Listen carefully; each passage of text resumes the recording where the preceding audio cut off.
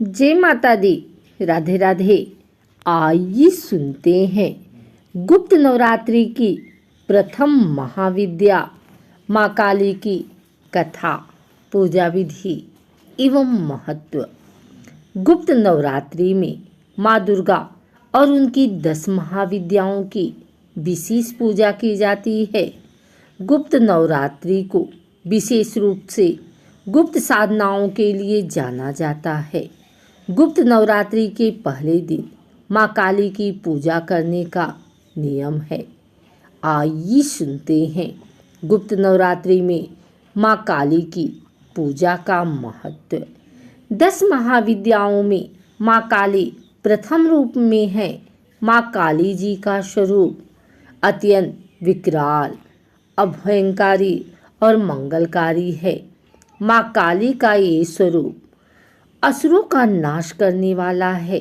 यदि कोई व्यक्ति गुप्त नवरात्रि के दौरान माँ काली की पूजा करता है तो उसके ऊपर आने वाले आसुरी शक्तियों का कोई असर नहीं होता है। माँ काली की पूजा करने वाले व्यक्ति को रूप, यश, जय की प्राप्ति होती है। समस्त सांसारिक बाधाएं खत्म हो जाती हैं। माँ काली ने चंडमुंड का संहार किया था, इसलिए इन्हें चामुंडा के नाम से भी जाना जाता है। माँ काली अपने गले में मुंडमाला धारण करती हैं। इनके एक हाथ में खड्ग, दूसरे हाथ में त्रिशूल और तीसरे हाथ में कटा हुआ सिर होता है। माँ दुर्गा ने रक्तबीज नाम के असुर का वध करने के लिए काली का अवतार धारण किया था। 10 महाविद्याओं में माँ काली प्रथम देवी हैं। गुप्त नवरात्रि के प्रथम दिन माँ काली की आराधना की जाती है। जो लोग तंत्र शक्तियाँ प्राप्त करना चाहते हैं उन्हें गुप्त नवरात्र के पहले दिन विशेष रूप से माँ काली की पूजा करनी चाहिए। इसके अलावा माँ काली की आराधना करने से सभी प्रकार के तंत्र बाधाओं से छुटकारा मिलता है।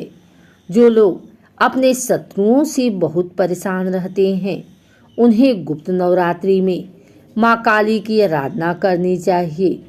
ऐसा करने से शत्रु से मुक्ति मिलती है। माँ काली की पूजा करने से अकाल मृत्यु का भय दूर हो जाता है। गुप्त नवरात्रि में 2 तरीकों से माँ काली की पूजा की जाती है।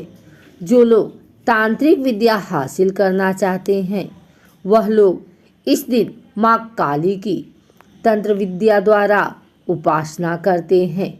कुछ लोग गुप्त नवरात्रि के प्रथम दिन सामान्य तरीके से माँ काली की आराधना करते हैं, जिससे उनके जीवन के सभी संकट दूर हो जाते हैं।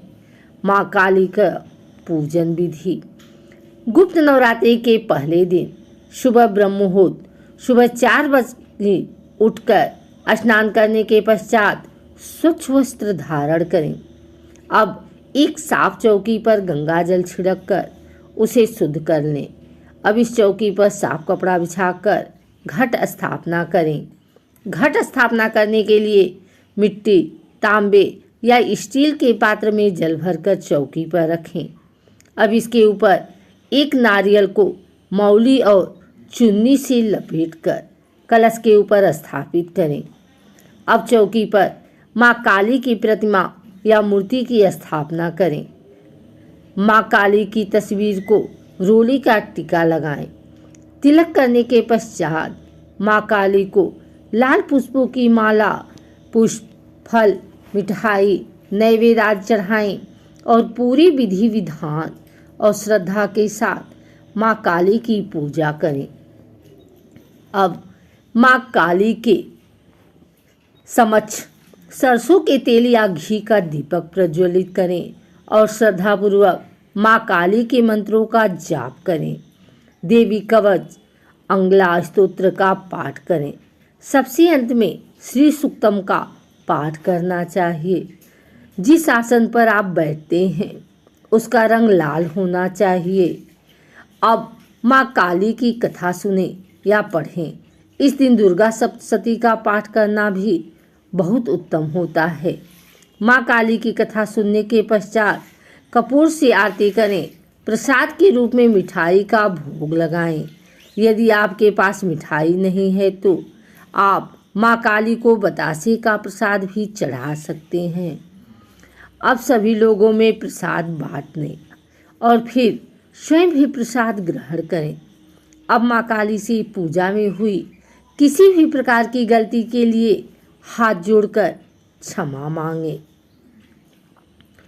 माँ काली के मंत्र हैं ओम ऐं ह्रीं क्लीं चामुंडाय विच्चे। आइए सुनते हैं माँ काली की कथा।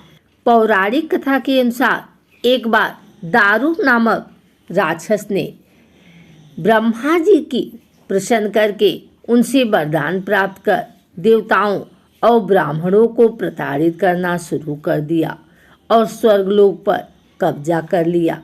जिसके बाद सभी देवता भगवान विष्णु और ब्रह्मा जी के पास गए। ब्रह्मा जी ने सभी देवताओं को बताया कि इस दुष्ट का संहार एक स्त्री ही कर सकती है। जिसके बाद सभी देवता भगवान शिव के पास गए और उन्होंने भगवान शिव को सभी बात बताई। जिसके बाद भगवान शिव ने माता पार्वती की ओर देखा। माता पार्वती इस पर मुस्कुराई और अपना एक अंश भगवान शिव में प्रवाहित कर दिया। जिसके बाद भगवान शिव के कंठ से विष से उस अंश ने अपना आकार धारण किया।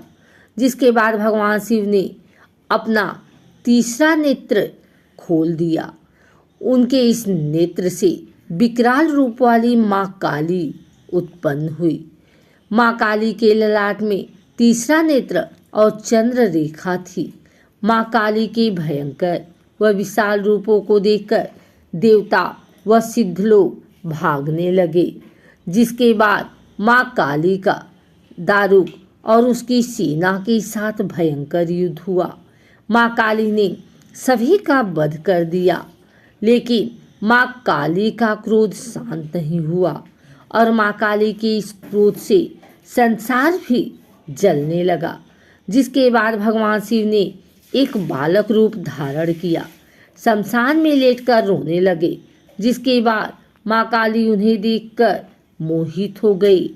इसके बाद माँ काली ने बालक रूपी भगवान शिव को अपने गले से लगा लिया, अपना दूध पिलाया। जिसके बाद उनका क्रोध शांत हो गया।